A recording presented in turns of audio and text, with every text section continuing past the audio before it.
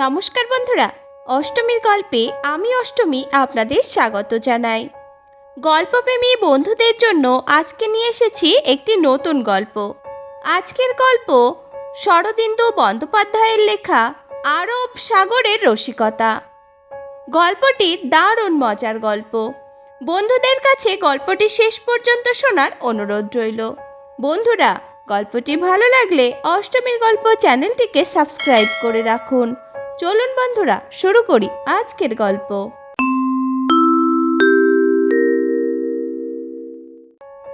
আরব দেশের হাস্যরসের সহিত পরিচয় নাই, কিন্তু একবার আরব সাগরের রসিকতার পরিচয় পাইয়াছিলাম। অনেক দিন ধরিয়া আরব সাগরের তীরে বাস করিতেছি, কিন্তু একদিনও সমুদ্র স্নান হয় নাই। বন্ধুরা খোঁচা দিয়া প্রশ্ন করিতেছিলেন। গৃহিণীর আধুনিকা বান্ধবীরাও যেভাবে কথা কহিতেছিল তাহার শ্রুতিমধুর লাগিতেছিল না। এতদিন বোম্বেতে আছেন, সি বেডিং করেননি? ভয় করে বুঝি? তা করবারই কথা। যারা আগে কখনো সমুদ্র দেখেননি তাদের ভয় করবে বই কি। একদিন গৃহিণী বলিলেন, ওগো, সমুদ্রে স্নান না করলে তো আর মান থাকে না, চলো একদিন। আমি বলিলাম, বেশ তো, চলো, কিন্তু বেডিং কস্টিউম কিনতে হবে যে। গৃহিণী উত্তপ্ত কণ্ঠে বলিলেন, ওই বেহায়া পোশাক পরে আমি নাইব? কেটে ফেললেও না।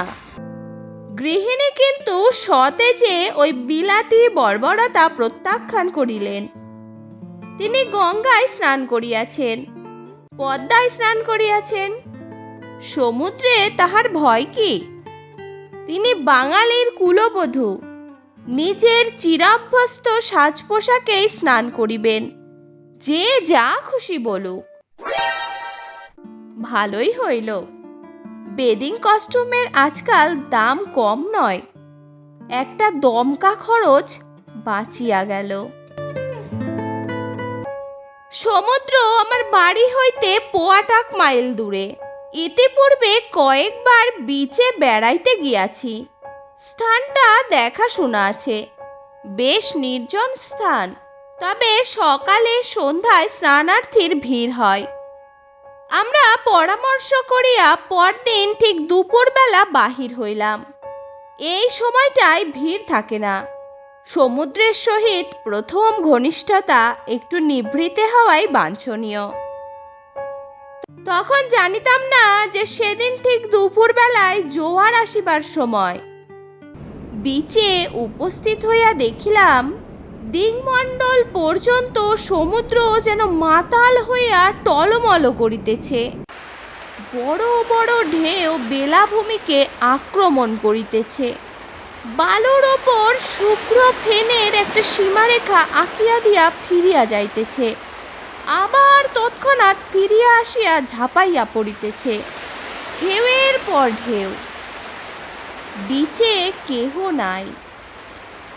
এপাশে ওপাশে অনেক দূরে জলের মধ্যে দু একটা মুন্ড উঠিতেছে নামিতেছে দেখিলাম।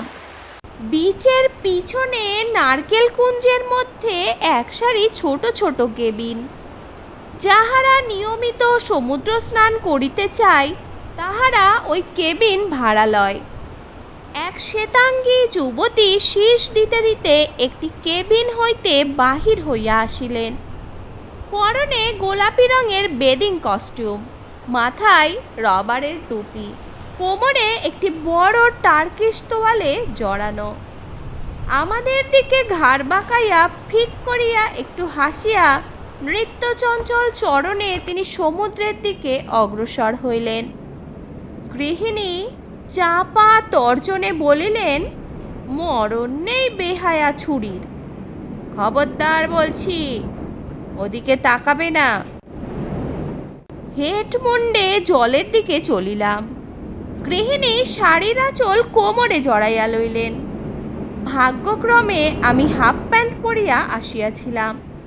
জলের কিনারা পর্যন্ত আসিয়া গৃহিণী কিন্তু আর অগ্রসর হইতে চান না। আমারও সুবিধা বোধ হইতেছিল না, কিন্তু এত দূর আসিয়া ফিরিয়া যাওয়া অসম্ভব। ওদিকে শ্বেতাঙ্গী তরঙ্গের মধ্যে ঝাঁপাইয়া পড়িয়াছে, ঢেউয়ের নাগরদোলায় দোল খাইতেছে, যেন গোলাপি রঙের একটি মৎস্য নারী।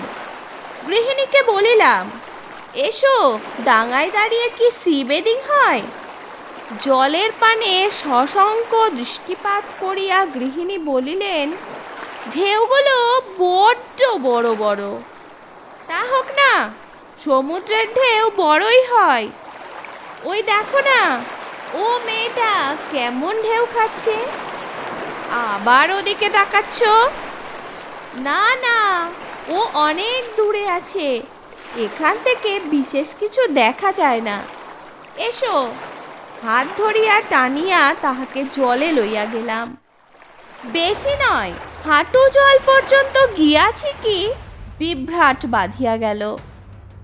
প্রকাণ্ড একটা ঢেউ আসিয়া আমাদের ঘাড়ের ওপর ভাঙিয়া পড়িল।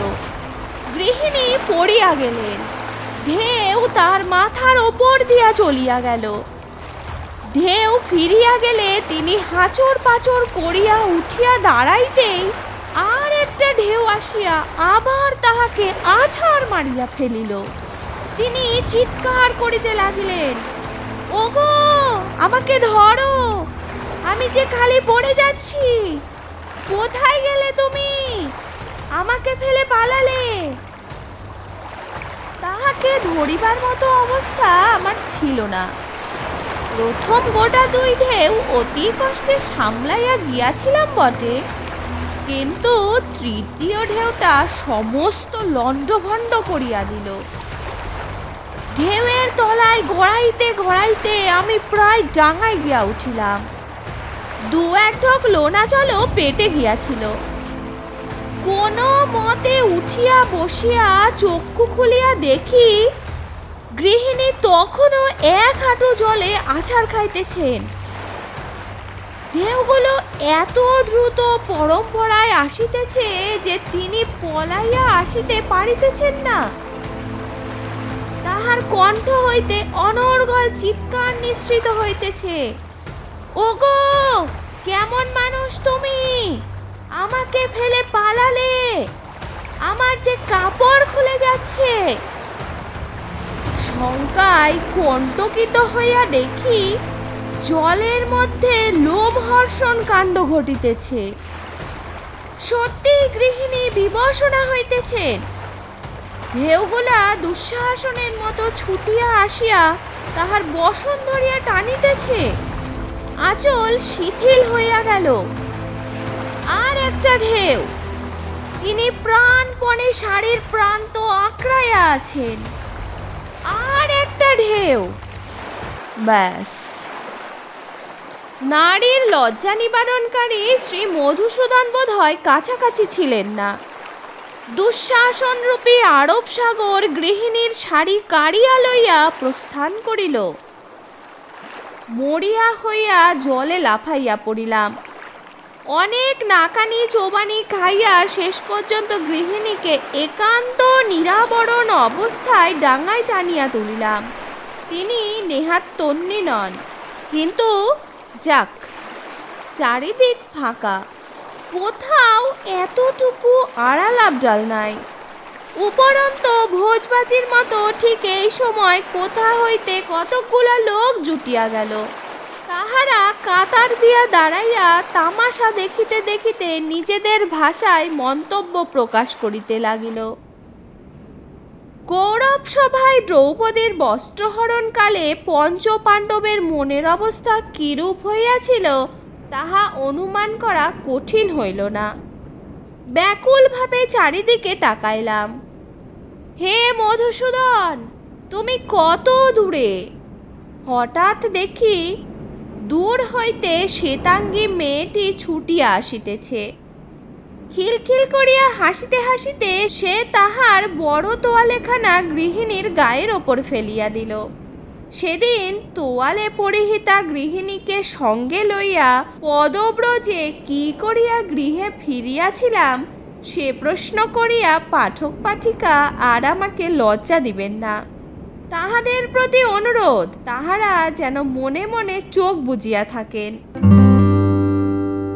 বন্ধুরা, গল্পটি ভালো লাগলে অষ্টমীর গল্প চ্যানেলটিকে সাবস্ক্রাইব করে রাখুন। অষ্টমীর গল্পের পাশে থাকার জন্য অসংখ্য ধন্যবাদ।